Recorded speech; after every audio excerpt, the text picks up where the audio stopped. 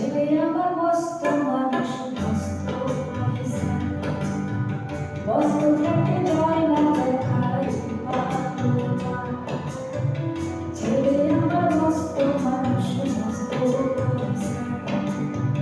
মস্ত থাকে যায় না দেখায় না জানে কোন জিনিস আর আশা দামি দামি সবচেয়ে কম দামি ছিল একমাত্র আমি ছেলে আমার প্রতি আমার সন্তান আমার ঠিকানা তাই বৃদ্ধাশ্রম